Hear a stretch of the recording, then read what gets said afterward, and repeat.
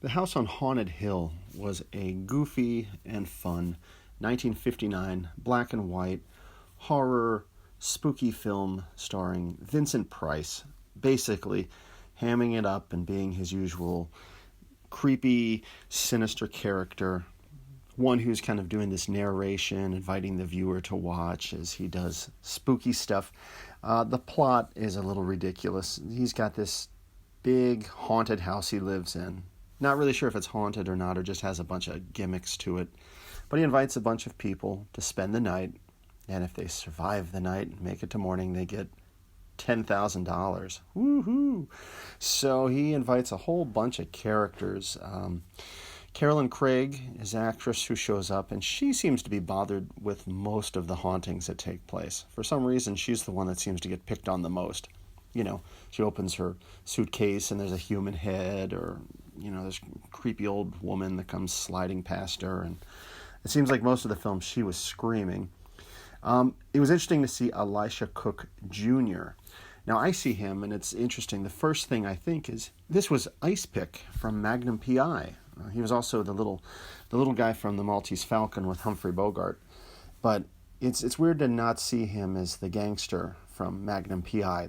It's weird. Of all his roles, that's the one that sticks with me the most. So he's here, and he also seems a little bit concerned that there's some sort of genuine haunting taking place at this house.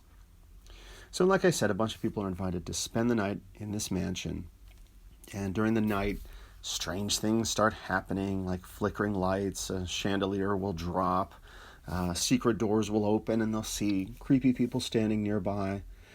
And you know what's weird is that there was a couple sequences where this creepy old woman would appear, and she'd be spooking Carolyn Craig, and they never really quite resolved who or what she was. I mean, was she an actress? Was she a puppet? Was she really a ghost? I don't know. The thing about this film is just don't read into it too much. Watch it and enjoy it for the cheesy horror movie that it was. You don't really get a straight answer if it really was haunted or if it's just Vincent Price just goofing around with us.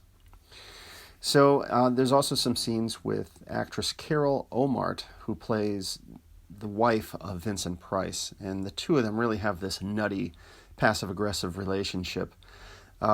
It's established that Vincent's previous wives have all died under mysterious circumstances, so, of course, his current wife is fearing for her own life. You know, has she just married Vincent Price for his money, and is she going to make it through the night? Well, you got to watch and find out. Do people survive? Do they get the prize at the end? Well, yeah, again, watch it. I don't give out spoilers. But you got to watch this movie, if only for the awesome skeleton scene, which just defies description. It's pretty awesome.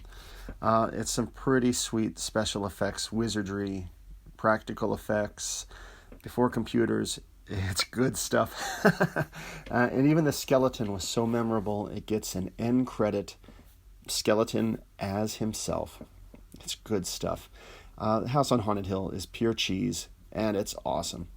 There's a couple, I'll say, they're legitimate jump scares, but mostly it's just about, it's about a fun horror movie. People trying to make it through the night, creeping around a spooky old house, and wondering what Vincent Price is really up to. I think it's in the public domain. I'm not really sure. I've found a couple free versions of this on the Internet Archive, but that's sort of hit or miss, I'm learning. Here I thought everything there was in public domain. That's not necessarily the case, but I'll put a link to it below anyway.